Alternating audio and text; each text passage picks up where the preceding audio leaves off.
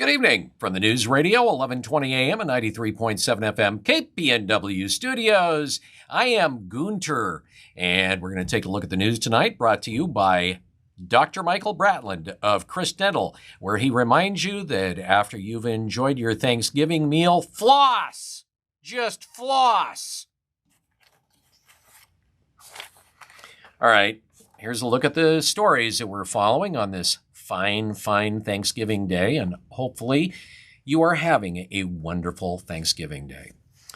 So, the Niagara Falls Rainbow Bridge, a border crossing linking the U.S. and Canada, was shut down after a car explosion.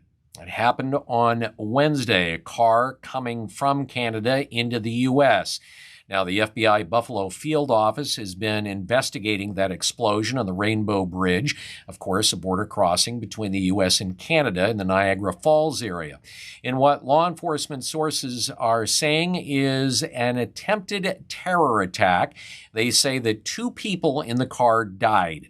Authorities are also looking for a second vehicle that may have been involved in the alleged attack and say that all government buildings in the area were shut down.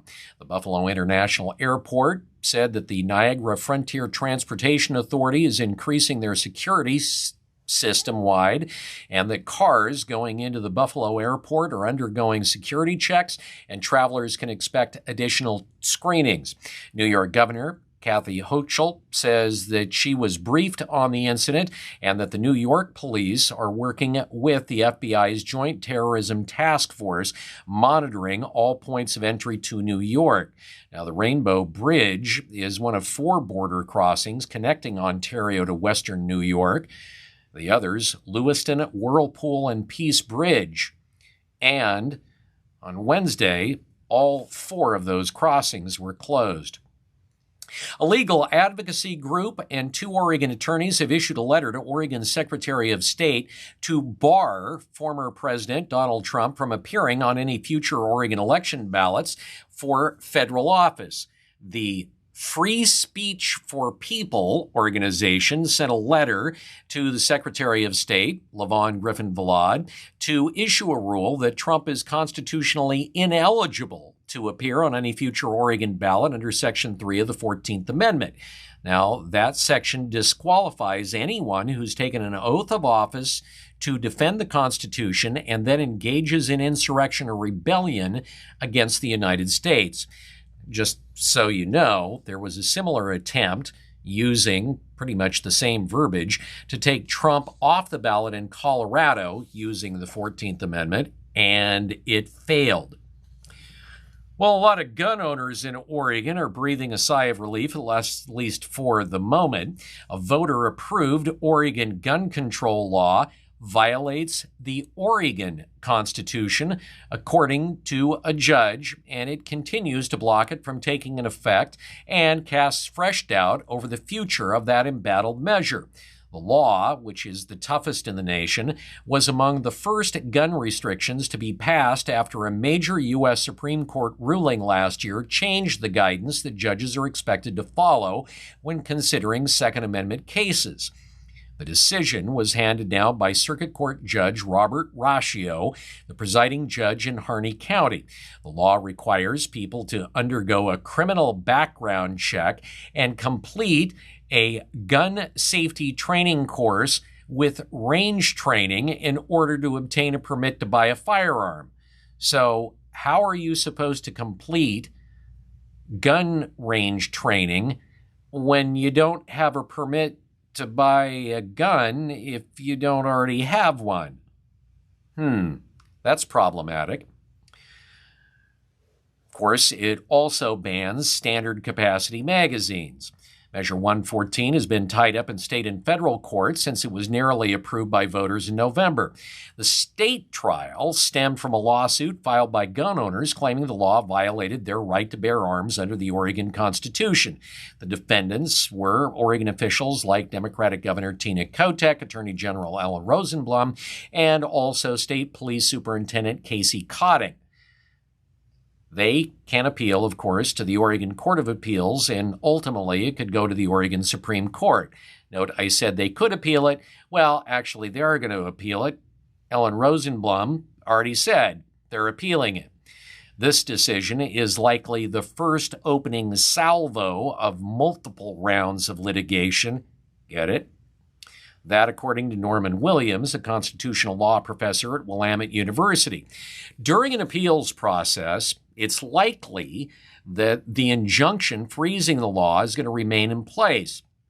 Ratio was the judge who initially blocked it from taking effect last November. In the different lawsuits over the measure, it's all sparked confusion over whether it can be implemented. Now, in a separate federal case over the Oregon measure, a federal judge in July ruled that it was lawful under the Second Amendment of the U.S. Constitution. But because Ratio found it invalid under the Oregon Constitution during the state trial, the law remains on hold. This is because state courts can strike down a state law that violates the state constitution, even if it's permissible under the federal constitution. Now, according to Williams, the U.S. Constitution sets a floor and not a ceiling for rights, so a lot of state constitutions can be more rights protective than the federal constitution. Because of that, Oregon officials would have to win a battle in both state and federal court for the law to take effect. Keep in mind, the likely outcome in Oregon, in the Oregon Court of Appeals and the Oregon Supreme Court, are actually pretty grim for gun owners. All of those judges were installed by liberal governors, and they all have liberal biases, including Oregon Appeals Court Judge Jim Egan, who stated in court that gun owners are racist anti-Semites. Well, another contentious battle that happened in Oregon had to do with Governor Kate Brown releasing thousands of prisoners. Now, Marion County District Attorney Paige Clarkson asked Governor Tina Kotek to revoke 57 commutations that former Governor Kate Brown made for people from Marion County. According to the letter Clarkson sent Kotek, 11 of the 138 people in Marion County who had their sentences commuted have committed felonies. And that's since their release. An additional 28 are on the loose, wanted for crimes and violations of their release. And Paige Clarkson also highlighted convicted felon Thomas Healy in documents sent to Kotek. Now, Healy was released from prison in December of 2020 because he was deemed medically vulnerable. Well, he's charged with the shooting death of Scott Tanner Jr. at a park in Salem. He's being held in the Marion County Jail. Apparently, he was not medically vulnerable enough to not pick up a gun. Kotek sent a letter to Oregon's 36 district attorneys in August telling them to contact her office if any individuals who had their sentence commuted had violated the terms of their release in a manner that warrants revocation of their commutation. Well, counties from all over the state swamped her office. And so far, she's revoked the commutations for 5. 5 of how many? Well, Governor Kate Brown commuted the sentence of 1,000 prisoners in 2020 who were medically fragile due to COVID. In 2021, she also commuted the sentences of 41 inmates who helped fight wildfires. In November of 2022, with just over a month left in her final term, she pardoned 45,000 people who had drug convictions. She said, it's a racial justice issue. Then in December, right before she left, she commuted the death sentences of all 17 violent murderers on Oregon's death row. All right, we've been following this story, and that has to do with a court-ordered drawdown of Green Peter Reservoir. Well, that is ongoing, and it is noticeably affecting the drinking water in Sweet Home. And as we've told you, when that drawdown first started, it killed tens of thousands of native fish. Then wells around the area started going dry. Now it's the drinking water where people are turning on their taps and green and brown stuff is coming out. What is that, you may be asking? Well, it's essentially the stuff that was at the bottom of the reservoir. Fish live there. Use your imagination. Well, now, Linn County commissioners are going to try and seek a way to modify the judge's order that led to the drawdown. The U.S. Army Corps of Engineers has been undertaking drawdown operations not only in Sweet Home at Green Peter, but other reservoirs in the Willamette Valley. But the one that's getting the most notice is Green Peter near Sweet Home. Now, the drawdowns, which are historic in how much they're being drawn down, have led to significant impacts on water supply and water quality in the infected areas.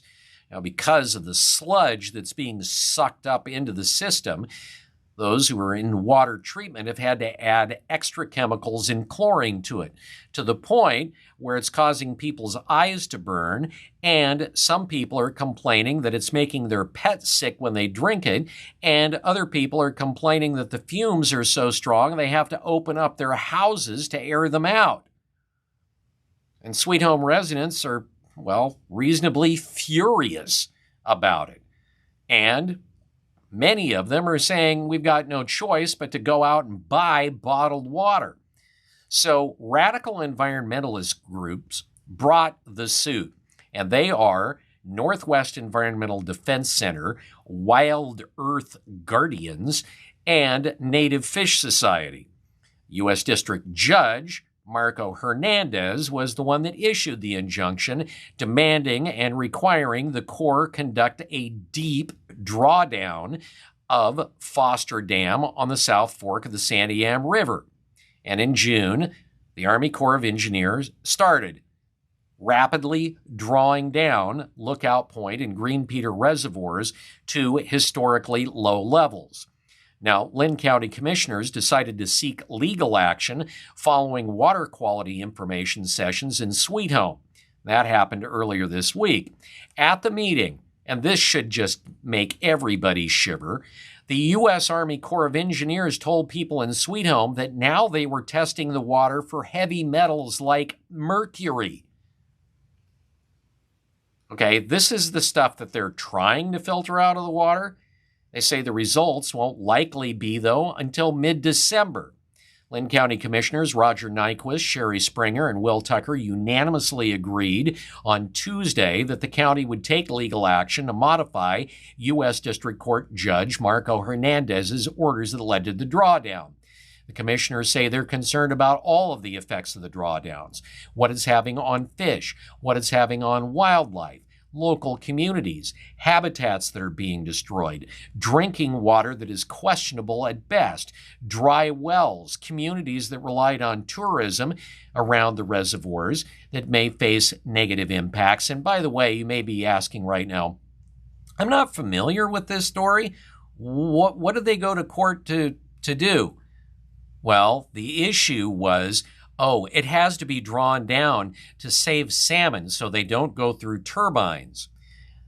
Well, the Army Corps of Engineers says at this point, they don't know if any salmon made it through, or whether they may have died during the drawdown, like tens of thousands of other fish. Okay, so let's end with something on a little lighter note, because it is Thanksgiving. So some polling was done, and they came up with the 13 most hated Thanksgiving foods. These are things that are traditionally served during Thanksgiving dinner that people hate.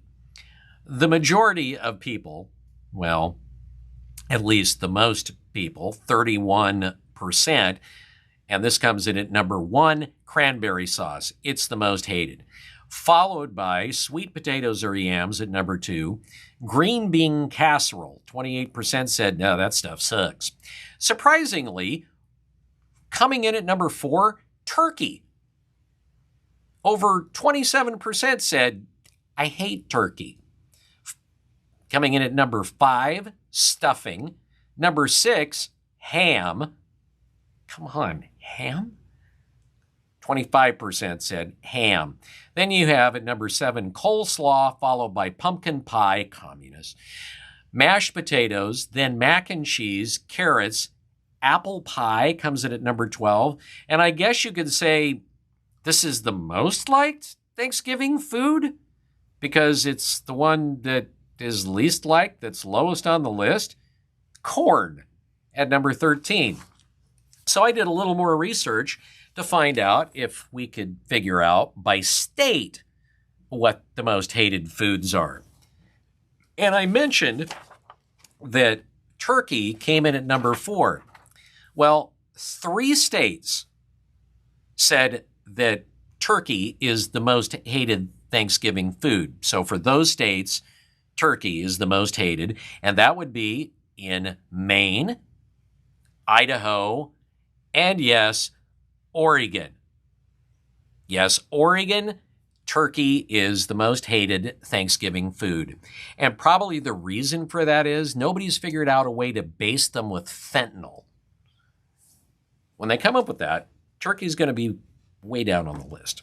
All right, now, because of course Rick now lives in Montana, I looked to see what the problem there is. And for the most part, Montana, along with Arizona and a lot of the South, surprisingly, their number 1 hated Thanksgiving food is stuffing. Rick, you hate stuffing, don't you? Just admit it, you hate stuffing.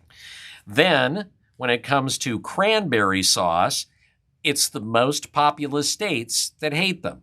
California, Texas, Florida, New York, just to name a few, also Washington, they hate cranberry sauce the most. And as far as the Midwest goes, for the most part, it's green bean casserole. And that all came together through what's called geotagged Twitter data, or X, or whatever they're calling it now. How about the social media bane formerly known as Twitter? So there you have it. What are you having for Thanksgiving? Here in Oregon, it's tofurkey.